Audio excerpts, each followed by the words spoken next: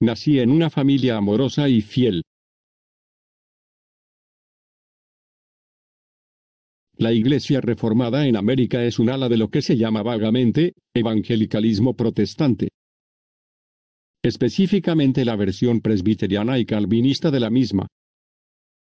Y tanto mi madre como mi padre me amaban a mí y a los demás. Y a Jesús, con sus palabras y con sus obras. Y ese es el regalo más precioso que le podríamos ofrecer a nuestros hijos. Así que les estoy eternamente agradecido por eso.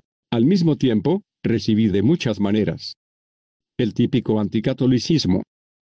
Prejuicios que los protestantes tenían, especialmente a mediados del siglo XX. La Iglesia Católica fue llamada la ramera de Babilonia, fue la gran idólatra. Ellos adoraban a María, adoraban a los santos, adoraban las imágenes, adoraban el pan, y adoraban a los sacerdotes. Y ellos eran simplemente peores que los paganos. Y convertirme en católico era impensable. Recuerdo que en la escuela secundaria gané un premio al escribir un ensayo sobre el famoso Dostoyevsky, la parábola sobre el gran inquisidor, que es un ataque a una especie de totalitarismo espiritual. Y lo interpreté como un ataque a la Iglesia Católica. No fue un ensayo muy bien escrito, sino que se ajustaba a esos prejuicios anticatólicos. Era ortodoxo, por lo que obtuvo el sello de aprobación. Pero rara vez o nunca experimenté el odio de los católicos. O descartando a los católicos como infrahumanos.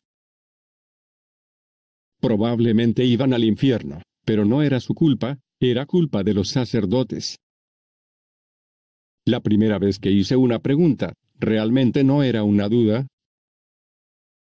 Era solo una pregunta. Sobre mi calvinismo. Debo haber tenido quizás 12 años. Le pregunté a mi padre. Había aprendido sobre estadísticas de población de diferentes religiones. Había aprendido que aproximadamente el 50% de todas las personas en el mundo ahora creían en el Dios de la Biblia. Eran judíos o cristianos o musulmanes, otros teístas no afiliados, y que entre los cristianos la Iglesia Católica Romana era la más grande, y la segunda era la Ortodoxa Oriental, la tercera era la Anglicana, y luego la Bautista. Después estaban los Metodistas, y nosotros estábamos muy abajo en la lista. Solo éramos 500,000, o 250,000. Así que recuerdo haberle preguntado a mi padre, que era un hombre muy bueno, un hombre sabio, un anciano en la iglesia, y una especie de autodidacta teológicamente. Papá, si solo hay 250,000 de nosotros, y tenemos la teología correcta, y nadie más la tiene, ¿cómo puede Dios permitir que eso suceda? Quiero decir, todos esos otros cristianos están buscando la verdad, y buscando la ortodoxia, y creen que la tienen, pero todos están equivocados, y somos los únicos que tenemos la razón. Parece que hay algo errado con esto. Y él me dio una respuesta muy lógica. Él dice, bueno, no encuentras la verdad contando las narices, y a veces simplemente que hayan más personas en un campamento, no significa que tengan la razón. Y dije, sí, es cierto, pero todavía hay algo que no funciona. No me molestaba mucho, pero fue una duda plantada en mi mente. Otra duda, una más seria, provino de una fuente menos intelectual. Vivíamos en Nueva Jersey, y fui con mis padres a la ciudad de Nueva York como turistas. Soy hijo único. Y fuimos a la Catedral de San Patricio, solo para verla. Y nunca había visto algo así antes. Estaba aturdido. Era como la puerta del cielo. Era un tipo diferente de belleza.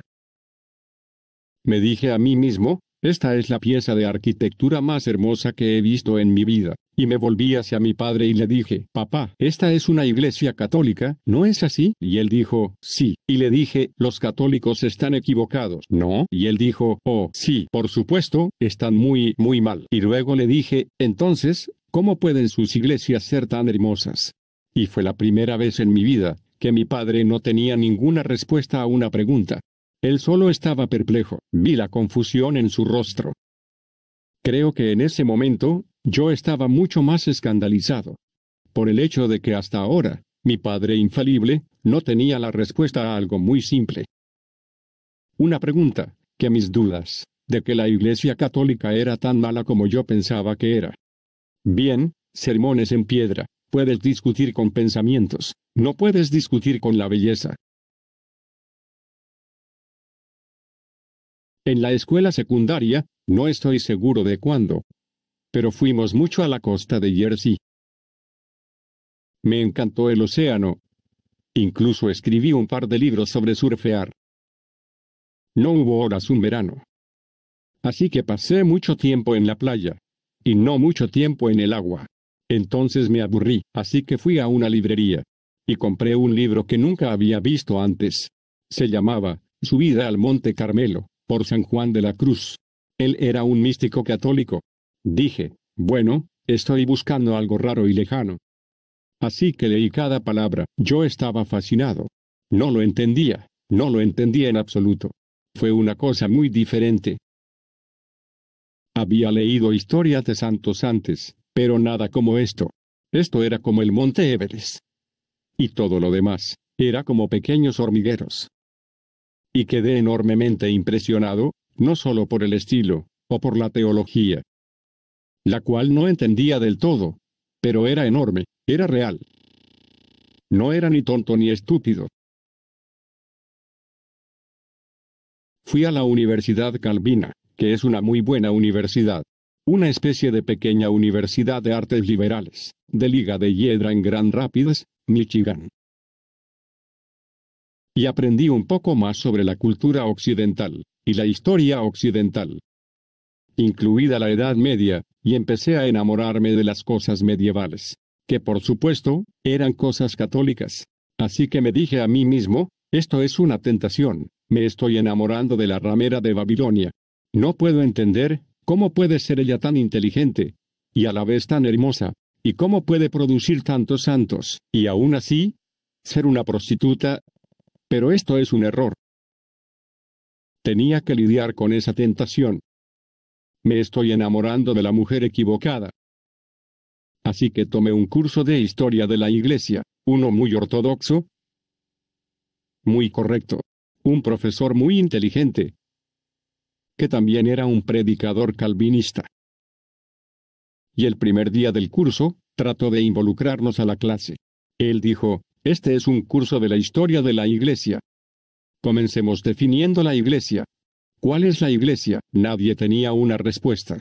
Entonces, tratando de involucrar a la clase, dijo, bueno, los católicos tienen una respuesta a esa pregunta, que es diferente a la nuestra. ¿Cuál es la diferencia? Y nuevamente, nadie tenía una respuesta a esa pregunta. Entonces él continuó, y dijo, algún día conocerás a un amigo católico, y te va a preguntar, ¿eres cristiano? Y vas a decir, sí. Y el católico te va a preguntar, ¿a qué iglesia vas? Y vas a decir, bueno, soy calvinista. Y te dirá, bueno, estás en la iglesia equivocada. Porque estás en la iglesia que Juan Calvino fundó hace 500 años. En cambio, nosotros estamos en la iglesia que Jesucristo fundó hace 2000 años. ¿Qué dices a eso? Nunca antes había escuchado algo tan claro, claro y simple. Dije, caray, esa es una maldita buena pregunta.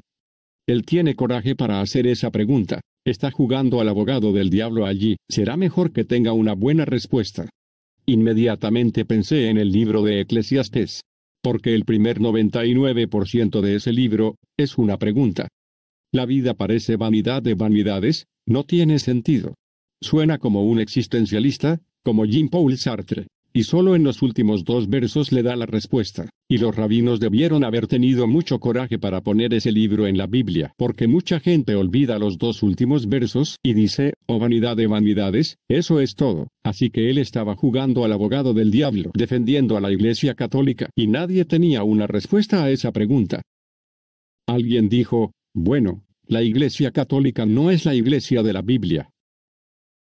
Porque en la Biblia es solo una pequeña cosita, y la Iglesia Católica es algo grandioso y desordenado. Y él dijo, bueno, el tamaño no tiene nada que ver con eso, una semilla es muy pequeña, pero una planta es muy grande. Entonces, ¿por qué no es esa la misma Iglesia? Y nadie tenía una respuesta. Entonces él dijo, bueno, aquí está la teoría católica de lo que es la Iglesia, y lo que es la historia de la Iglesia. Jesús inició la Iglesia, y él plantó una semilla, y creció gradualmente, y es una planta, una sola planta, y esa es la Iglesia Católica Romana.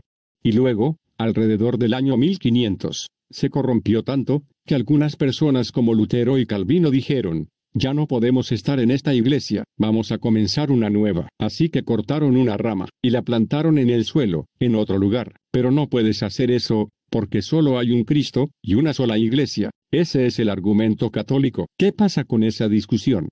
Y pensé para mí mismo, por eso tomé este curso, para encontrar una respuesta a esa pregunta. Y nadie tenía una respuesta a esto. Así que, estaba esperando la respuesta del profesor, y él dijo, está bien, aquí está la respuesta, esto es lo que está mal. Todavía nadie había hecho una pregunta. Él estaba tratando de involucrarnos a la clase. Dibujó una imagen del arca de Noé en el tablero. Había pequeños baches en la parte inferior. Él dijo, ¿alguien sabe qué es eso? Alguien respondió, son percebes. Correcto, ¿sabes qué son los percebes? Bueno, son pequeñas lapas duras, que se adhieren al fondo del barco. Y son duras, pesan mucho, y hay demasiadas, y hundirán el bote, porque son demasiado pesadas. Solo tienes que raspar. Aquí está la verdadera teoría de la historia de la iglesia. Jesús fundó una iglesia, que fue descrita en el Nuevo Testamento, y luego, gradualmente consiguió un montón de percebes, especialmente en la Edad Media. Todas esas adiciones paganas que provienen del legalismo romano y del racionalismo griego, y alrededor del año 1500, un par de marineros llamados Lutero, Calvino y Knox dijeron, oigan, tantos percebes que hay en el barco, será mejor que los saquemos, antes de que se hunda el barco. Y rasparon los percebes. Y ahora tenemos la iglesia que Jesús fundó. Los católicos dicen que somos los nuevos chicos de la cuadra. Solo tienen 500 años. Es todo lo contrario. Somos los tradicionalistas que se remontan a Jesús. La reforma no fue algo progresivo, era algo tradicionalista. Así que me dije a mí mismo, eso es lo que quiero creer para justificar quedarme protestante. Entonces recuerdo levantar la mano y formular la primera pregunta. Y el profesor estaba contento de tener una pregunta. Él dijo, sí. Y yo le dije, me encanta la ciencia ficción. Imagínese una historia de ciencia ficción, donde hay viajes en el tiempo. Él dijo, ¿a dónde vas con esta pregunta? Y le dije, bueno, solo espere. Así que mi vecino católico y yo nos metimos en esa máquina del tiempo, y volvemos al primer siglo, y encontramos la iglesia primitiva, y vamos a adorar juntos. ¿Está usted diciendo que yo, como protestante, estaría más a gusto allí, que él como católico? Y el profesor dijo, bueno, esa es una forma extraña de hacer la pregunta, pero él dijo, absolutamente, definitivamente. Dije, oh, bueno, recuerdo que pensé que estos católicos creen tantas cosas extrañas, que nunca las resolveré, incluso si tengo una vida. Porque dicen que a la iglesia le tomó miles de años descubrirlas. Pero ahora lo he reducido a una pregunta. Como era la iglesia primitiva, fundó Jesús una iglesia protestante que salió mal, es decir, católica, en la Edad Media, o fundó una iglesia católica que salió mal, es decir, protestante, en la Reforma, y puedo averiguarlo solo leyendo a los padres de la iglesia, los primeros cristianos. Así que leeré los documentos más antiguos de la historia de la iglesia.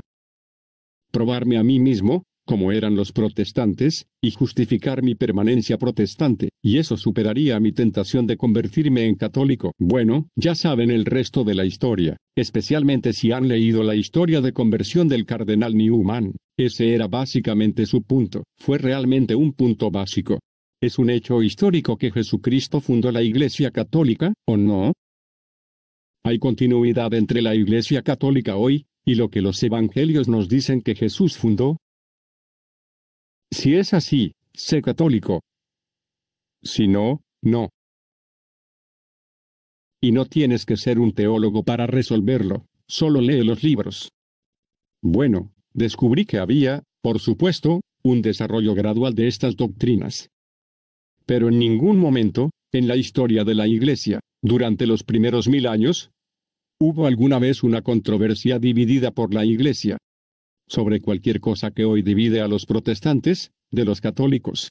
Hubo muchas controversias y hubo muchas herejías, pero durante 1000 años todos estuvieron de acuerdo en quién era ortodoxo y quién era herético, y no era una división protestante católica. Y estos desarrollos graduales, como la comprensión de la primacía del obispo de Roma, que más tarde se le llamó papa, o averiguar cuántos sacramentos hay, o lo que son los sacramentos, ¿Cuál es la devoción propia de los santos? ¿Y cuál es el papel de María? Estas cosas se desarrollaron, pero se desarrollaron gradualmente, y nadie gritó herejía durante su desarrollo. Y lo que más me impresionó fue la presencia real de Cristo en la Eucaristía.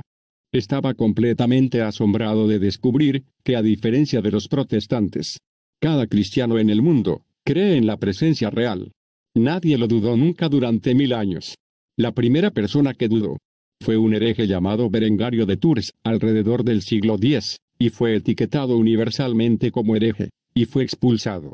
Y nadie volvió a plantear eso en serio, hasta alrededor de la época de la Reforma. Entonces me dije a mí mismo, espera un minuto, esto no es solo un pequeño problema. Quiero decir, si los católicos están errados en esto, y nosotros los protestantes tenemos razón, si estos son solo símbolos sagrados, entonces los católicos no solo son idólatras, sino que también son los idólatras más estúpidos de la historia. Se inclinan ante el pan y adoran el vino, pensando que es el Dios Todopoderoso. ¿Cómo podrían ser tan estúpidos? Y lo más importante, ¿cómo podría el Espíritu Santo dormirse durante 1500 años y esperar hasta que los reformadores protestantes nos digan que eso fue un error?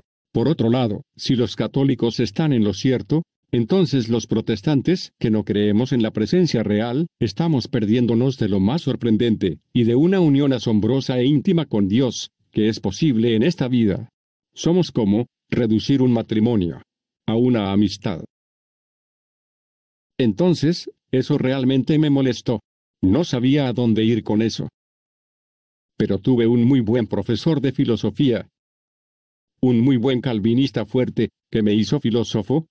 Generalmente elegimos nuestras vocaciones. Por ejemplo, personal. Quiero ser como él. Y le confié mis dudas. Soy un cobarde, y por lo tanto, no hago cosas valientes y precipitadas. Como a mí me gusta postergar las cosas, pensé, tal vez algún día me convierta en católico, cuando tenga 40 o 50, o algo así, pero me llevará mucho tiempo. Pero le confié que estaba pensando seriamente sobre los reclamos católicos, y me parecían muy razonables. Leí muchos apologistas católicos y teólogos, y disiparon mis prejuicios, y me explicaron que los protestantes lo tenían todo mal, que los católicos no adoraban realmente a María, ni a los santos, ni nada de eso. Dije que parecía tener mucho sentido para mí, y me sorprendió al decirme, bueno, sabes, cuando tenía tu edad y me fui a la universidad, tenía exactamente el mismo pensamiento. Casi me vuelvo católico. Oh.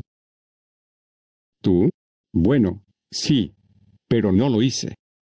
Hubo otras opciones.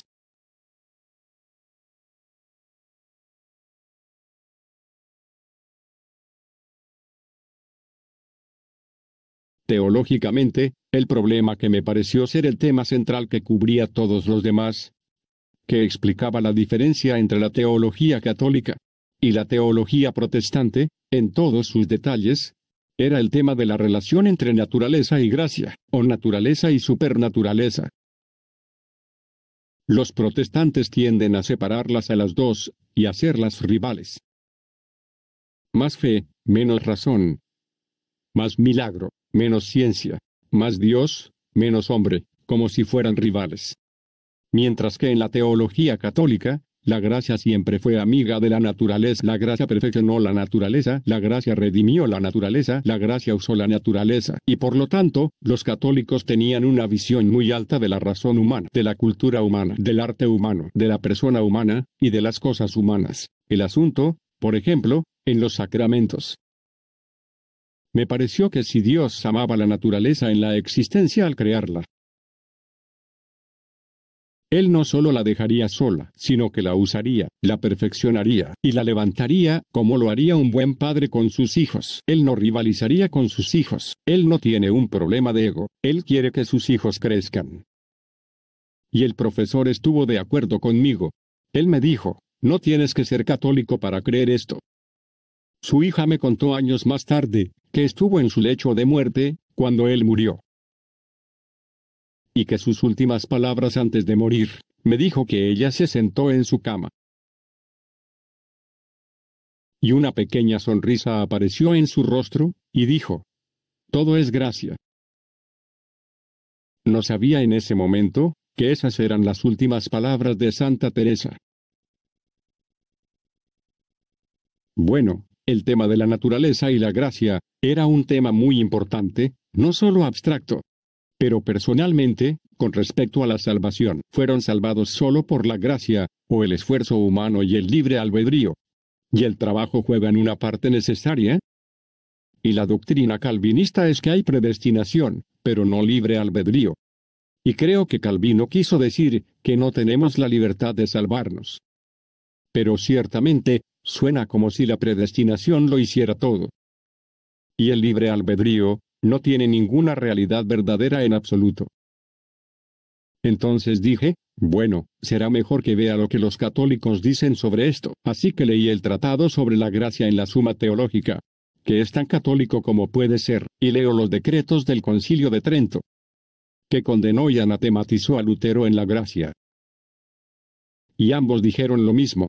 Dijeron lo que yo creía como calvinista, es decir, que todo era gracia, pero luego añadieron, pero la gracia perfecciona la naturaleza, y por lo tanto, la fe perfecciona las buenas obras, y la fe perfecciona la razón, y todo lo demás.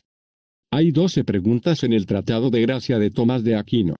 ¿Puede el hombre ser salvo sin gracia? ¿Puede él buscar la salvación sin la gracia? ¿Puede él merecer algo sin la gracia? ¿Puede hacer buenas obras sin gracia? ¿Puede él perfeccionar su naturaleza sin gracia? ¿Puede pedir gracia sin gracia? Y la respuesta a cada pregunta es no. Dije, oh, bueno, si algún día me volviese católico, no tendría que dejar de creer en nada de lo que yo creo como calvinista. Tendría que empezar a creer en muchas otras cosas como el libre albedrío, y la importancia de las buenas obras. Tomé una clase en Shakespeare, y sabía lo suficiente sobre el catolicismo, como para reconocer a un autor católico cuando lo veía. Y recuerdo haber tenido una discusión de todo el curso, con el muy buen profesor. Estaba seguro de que Shakespeare era católico, y él dijo, de ninguna manera, y la evidencia no ha estado en los últimos 10 años, pero ahora es casi seguro que él lo fue, pero solo puedes verlo, puedes olerlo de alguna manera. Hubo otra poderosa pista de las artes. Nunca antes había escuchado la música de Palestrina, y compré un disco y lo puse. Y casi tuve una experiencia mística. Dije, esta es la música de los ángeles. Esto no viene de la tierra, esto viene del cielo. Este es un tipo diferente de música, al igual que una catedral es un tipo diferente de iglesia. Y dije, qué horrible herejía llamada la prostituta de Babilonia. ¿Posiblemente podría producir música tan celestial? Fue un tipo de argumento que no pudo ser respondido. A veces ignoramos esa tercera dimensión de nuestra fe. ¿Sabes que lo bueno es lo verdadero y lo hermoso? Tendemos a ignorar lo bello. No lo hacíamos en la Edad Media. Los católicos produjeron todo el arte más grande, pero ya no tanto. Conozco personalmente a 3 ex-ateos o agnósticos. Uno es profesor de filosofía, otro es un apologista, y el otro es un monje benedictino, y todos me dijeron, independientemente el uno del otro, que la razón por la que ya no eran ateos, era por la pasión según San Mateo, de Johann Sebastian Bach, y todos dijeron, casi con las mismas palabras, aquí está el argumento más poderoso para la existencia de Dios, está la música de Bach, por lo tanto, hay un Dios. E intuitivamente entendí esto. Algunos de mis amigos calvinistas trataron de disuadirme de convertirme en católico, dándome literatura anticatólica, y algo de eso fue simplemente tonto, pero algo fue divertido. Recuerdo en particular que alguien me dio una copia del Decamerón de Boccaccio. Boccaccio fue un comediante anticlerical italiano, renacentista, quien contó muchas historias divertidas sobre la corrupción católica, y uno de ellos me movió en la dirección opuesta a la dirección en la que ellos querían que yo me moviera. Si vas a Italia hoy, irás en taxis y preguntarás, ¿cuál es el último escándalo en el Vaticano? Y por supuesto que te dirán, ellos aman los escándalos. Y Boccaccio también lo hizo, y esto fue durante el papado Borgia. La familia Borgia era básicamente la mafia, y controlaban el papado, y el papa en ese momento, creo que era Alexander, o Juan XXII. Tenía una esposa de hecho, Lucrecia Borgia, quien fue uno de los envenenadores más famosos de la historia, y el Papa tenía un montón de hijos bastardos, y se hizo público, y él era muy rico, y terriblemente escandaloso.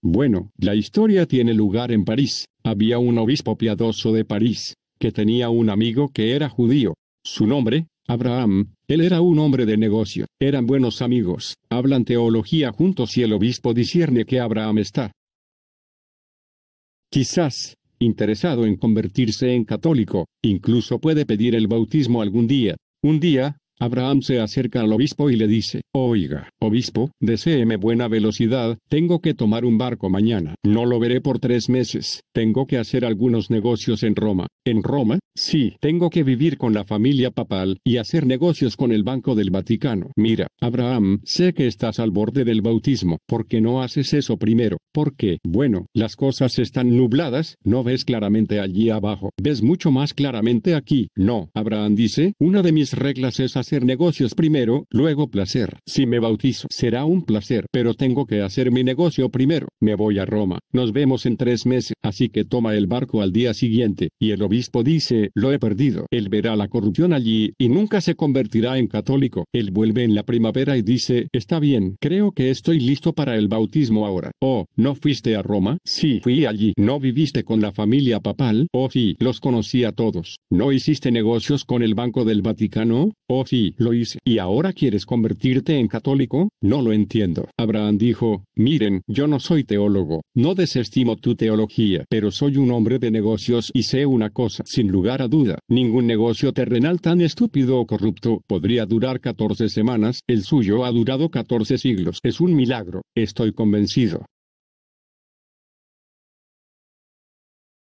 Eso no solo es gracioso, es un argumento serio. ¿Cómo podría cualquier institución meramente humana, sin ayuda sobrenatural, tripulado por idiotas como nosotros, posiblemente, sea la institución que ha durado 2000 años y ha sido fiel a sus tradiciones sin cambiarlas? Cuando Napoleón secuestró al Papa, dijo: «Te destruiremos». El Papa dijo: «Ja, no hemos podido destruirnos por 2000 años, no podrás hacerlo tampoco».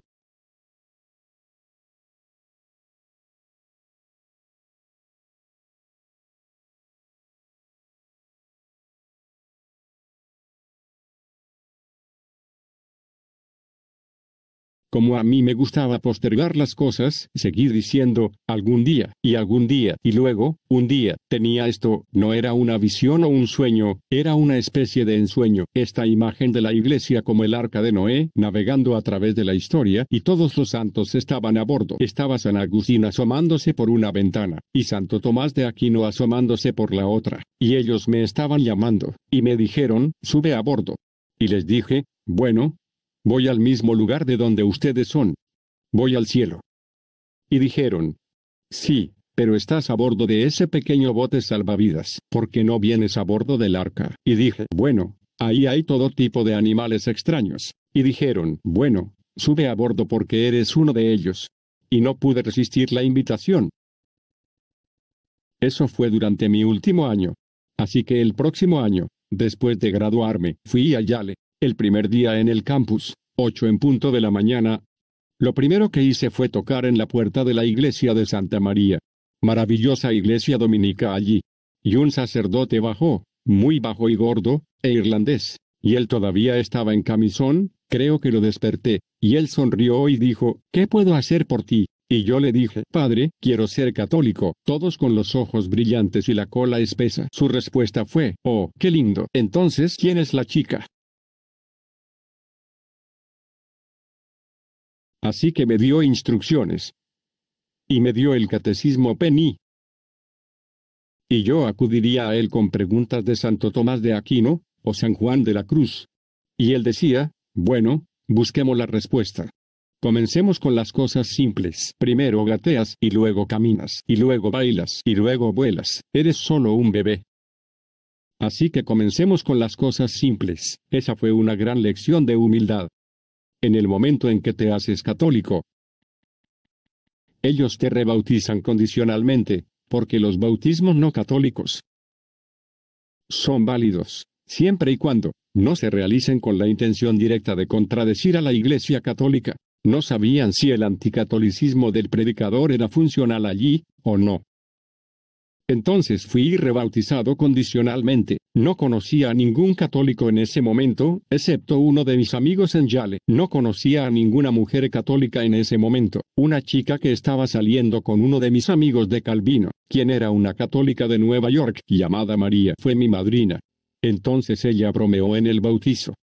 Oiga, padre, ¿y si me enamoro de este hombre? El sacerdote dijo, oh, eso sería un gran problema. No puedes casarte con tu madrina, eso es incesto espiritual. Tendrías que obtener una dispensa especial del Papa, porque en la Edad Media, el padrino era algo muy serio, casi tan serio como el padre. Y las leyes todavía están en los libros. Bueno, 2 años después, vamos al mismo sacerdote y le decimos, padre, ¿recuerda usted esa conversación que tuvimos? ¿Puede usted obtener esa dispensación para nosotros? Entonces me casé con mi madrina. Encontré en Yale que la comunidad católica era muy pequeña pero muy fuerte. Debido a muchos prejuicios anticatólicos, o al menos en ese momento en Yale. Y tuve otro gran musical en el canto en un grupo de canto gregoriano. Que no solo era buena música, sino música y adoración al mismo tiempo. Agustín decía, el que canta, ora 2 veces. En mi bautismo, cuando recibí mi primera comunión, nada místico sucedió. Pero todo se puso muy callado, y todos los pensamientos y sentimientos cesaron. Y yo sabía absolutamente, sin ningún sentimiento, que ese era Jesucristo.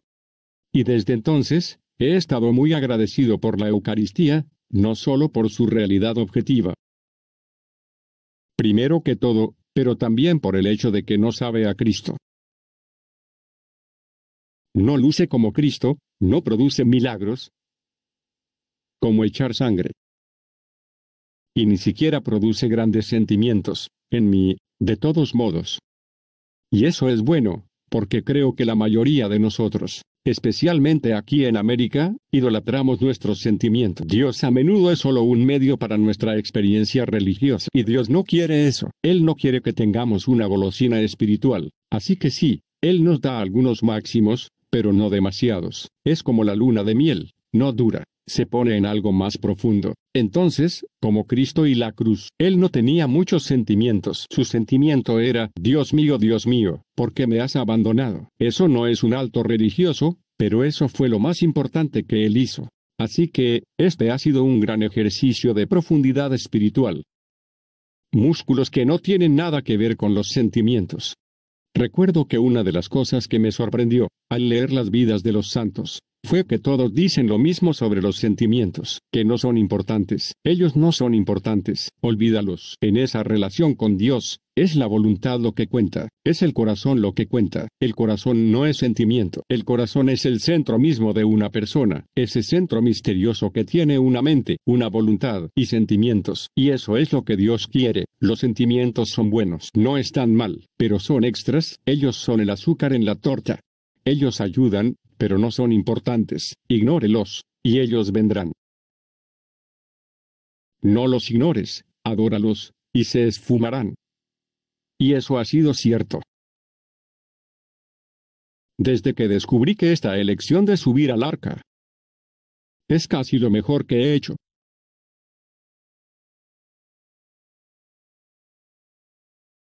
Desde entonces, he pensado que es mi principal vocación. Para construir puentes entre católicos y no católicos, fui firmante de la declaración de evangélicos y católicos juntos. Y apoyar eso muy fuertemente. Amo a alguien como Clive Staple Lewis. Casi todos los protestantes evangélicos lo aman, y casi todos los fieles católicos romanos lo aman. San Agustín es otro. Los católicos y los protestantes lo aman.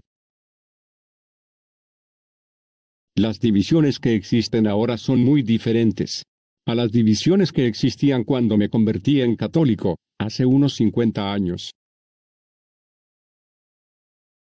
Las divisiones entre católicos y protestantes son ahora menos importantes para ambas partes, a pesar de que todavía existen, de lo que eran hace 50 años. Porque nos enfrentamos a un enemigo común. Una cultura de la muerte, una sociedad cada vez más anticristiana.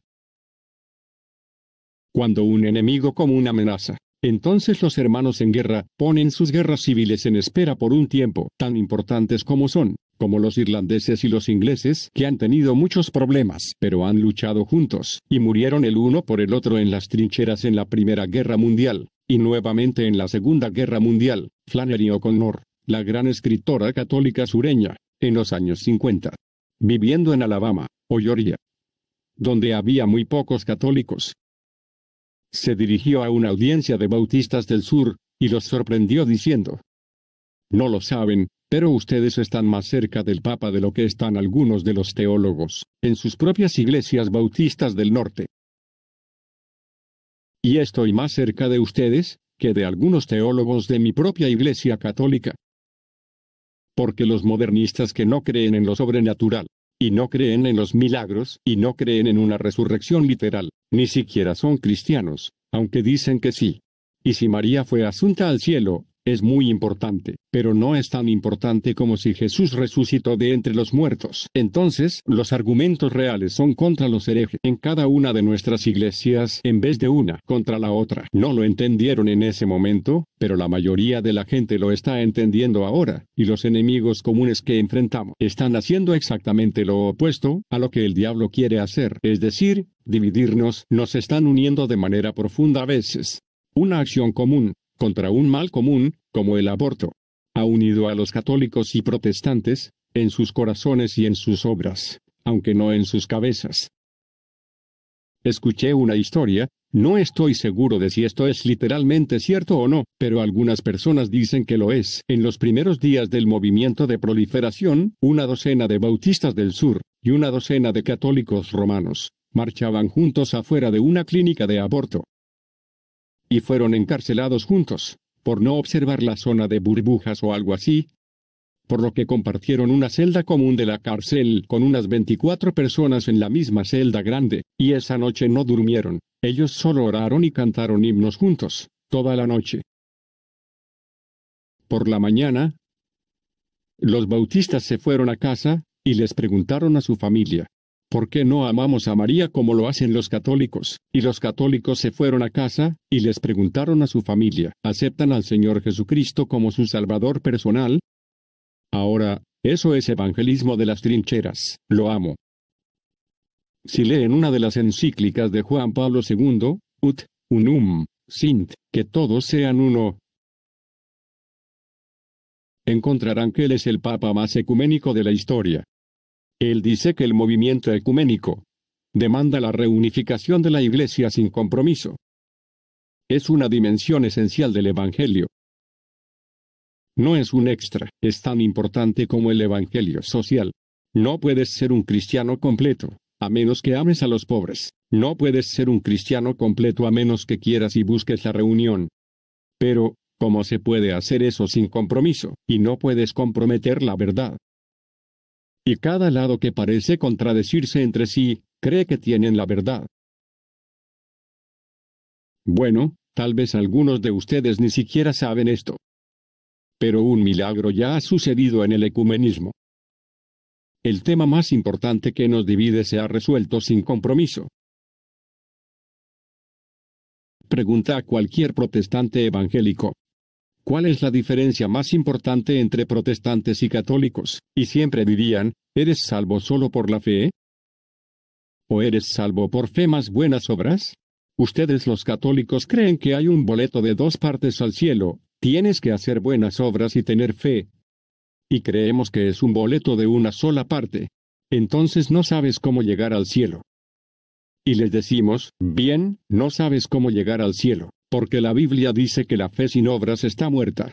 Entonces, Hace 50 años, todos los protestantes que conocía pensaban que los católicos ni siquiera sabían cómo llegar al cielo, probablemente todos iban al infierno, y la mayoría de los católicos pensaban lo mismo sobre los protestantes. Entonces, ¿cómo puedes comprometerte con eso? Esa es la pregunta más importante que puedes hacer. No puedes comprometerte con eso. Bien, el Concilio de Trento anatematizó a Lutero por enseñar la salvación solo por la fe, y Lutero anatemizó a la Iglesia Católica por enseñar que debes hacer buenas obras para salvarte y tener fe. Y ningún lado puede comprometerse con eso. ¿Cómo podría posiblemente ser negociado? Bueno, tengo noticias para ustedes, ha sido negociado. La Declaración Conjunta sobre la Doctrina de la Justificación ha sido aprobada por el Vaticano y por la Federación Luterana Mundial, primero en Alemania, y luego en todo el mundo. Y la mayoría de los anglicanos se han registrado, y muchos de los metodistas. No está unido a todos los protestantes, pero la mayoría de los protestantes evangélicos se han sumado a esa declaración, y la declaración dice que estamos enseñando esencialmente lo mismo aquí, acerca de la salvación por fe y obras. Pero estamos usando un lenguaje diferente, porque la Biblia misma usa un lenguaje diferente. Parece haber una contradicción entre lo que Pablo dice en Romanos y Gálatas, donde dice que eres salvo solo por la fe, no por las obras de la ley, por un lado, y lo que Santiago dice que la fe sin obras es muerta. Y Pablo en Primera de Corintios dice que necesitas tres cosas: fe, esperanza y caridad, y el más grande de estos no es la fe, sino la caridad. Entonces, si la Biblia no se contradice, tal vez las dos partes no se contradicen. Y para simplificar en exceso, un tema mucho más profundo y complicado. Pero para dar el empuje principal de la misma, pueden usar la palabra fe. En un sentido estrecho, o en un sentido amplio. En el sentido estrecho, es la fe intelectual, la creencia, y eso es necesario, pero no suficiente para la salvación. El diablo también cree pero no va a ser salvado. O puedes usar la fe en un sentido mucho más profundo y más amplio, que está diciendo sí a la oferta de salvación de Dios, invitándolo a tu corazón. ¿Y cuánto conocimiento teológico tienes que tener para acompañar eso? No lo sabemos. El ladrón en la cruz fue salvado. Él no tenía mucho conocimiento teológico. Él tenía muy poco conocimiento de quién era Jesús. Pero Jesús le dijo: hoy estarás conmigo en el paraíso. Entonces, si estás hablando sobre la fe que salva, eso es una cosa. Si estás hablando de fe intelectual o teológica, eso es algo diferente. Bien, entonces, ¿qué hay de la salvación? Bueno, hay dos significados para eso también. Un sentido más amplio y un sentido más estrecho. En el sentido más estrecho, simplemente significa ir al cielo cuando mueres, pasando el último juicio. En un sentido más amplio, significa convertirse en santo, porque Dios no te dejará ir hasta que lo seas. Debes ser perfecto como tu Padre en el cielo es perfecto. Entonces, es la diferencia entre la justificación y la santificación, que tus pecados sean perdonados, y te conviertas en un santo. Bueno, ambos lados tenían razón, porque cuando Lutero dijo que la fe sola es suficiente para la salvación, lo único que quería decir es esa fe salvadora, fe en sentido amplio, es suficiente para la justificación, salvación en el sentido más estrecho, te llevará al cielo. Y cuando la Iglesia Católica dijo que no, es no. También necesitas buenas obras para salvarte. La fe sola no es suficiente. Ellos querían decir que la fe intelectual no es suficiente, debe ser complementado por la esperanza y la caridad. Y querían decir con la salvación, no solo llegar al cielo, sino convertirse en un santo perfecto. Por eso la mayoría de nosotros llegaremos al cielo solo a través del purgatorio. Entonces, ambas partes decían lo mismo, es decir, lo que dice la Biblia, pero ambos lados estaban usando diferentes sistemas de lenguaje, y cuando se sentaron con mentes abiertas y buena voluntad, y se entendieron, dijeron: santo cielo. Nos hemos estado masacrando en los campos de batalla y condenándonos unos a otros al infierno durante 500 años. Y eso fue un error. Ups, corto acto de contrición. Ups. Nadie pensó que eso podría suceder hace 50 años. Excepto una persona. Recuerdo haber leído en la Universidad Calvina, un libro del teólogo favorito de Juan Pablo II, von Baltasar. Fue Lutero y Tomás de Aquino en Justificación. Recuerdo haber dicho que este es un libro loco, porque dice que estas dos personas no están en desacuerdo. Obviamente no están de acuerdo, dije, todos en el mundo saben que están en desacuerdo. Pero él era un profeta. Bueno, si el Espíritu Santo y la divina providencia pueden resolver ese problema,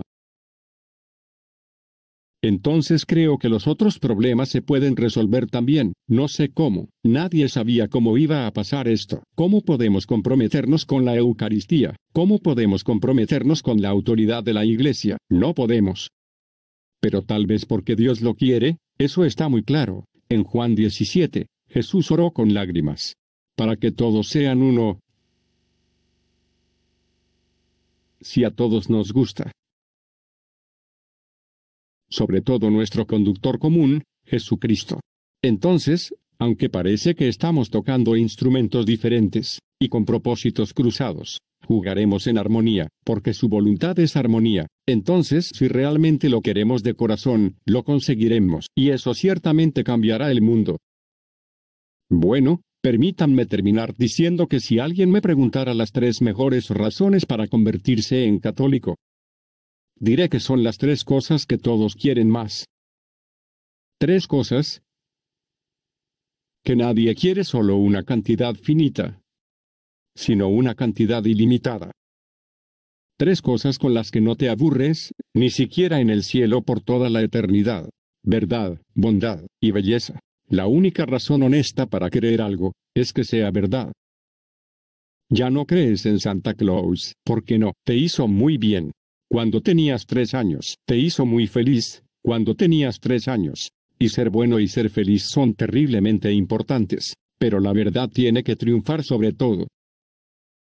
Entonces, el único motivo honesto para creer en los reclamos de la Iglesia Católica, es que son verdaderos. En segundo lugar, es bueno, te hará bien. Mira a todos esos santos, ¿de dónde vienen ellos? No puedes discutir con un santo. Nadie ganó una discusión con la Madre Teresa. Puedes refutar a una persona, no puedes refutar a un santo. Finalmente hermoso. No solo estéticamente bello, artísticamente bello, sino realmente hermoso. Lo más hermoso, lo más desgarradoramente hermoso que hemos visto en la historia del mundo, es Jesucristo. Una vez estuve hablando con algunos monjes en Connecticut, y ellos eran muy sabios y muy santos. Así que no tengo idea de lo que les dije. No podría haber sido terriblemente importante, y al final el abad me dijo, esta es la pregunta que hacemos a todos nuestros oradores y a todos nuestros visitantes. Si pudieras pedirle a Dios un obsequio para todos nosotros, una gracia para todos nosotros, y Él te aseguró que concedería esa gracia, ¿qué pedirías? Dije, wow, esa es una pregunta muy profunda. Él dijo, respóndela. Entonces tuve que responderlo de inmediato, así que solté que cada uno de ustedes se enamore por completo de Jesucristo, en cada momento, por el resto de su vida, y todos comenzaron a reírse suavemente. No se estaban riendo de mí. La razón por la que nos reímos es que la Madre Teresa estuvo aquí el mes pasado, y eso fue exactamente lo que dijo.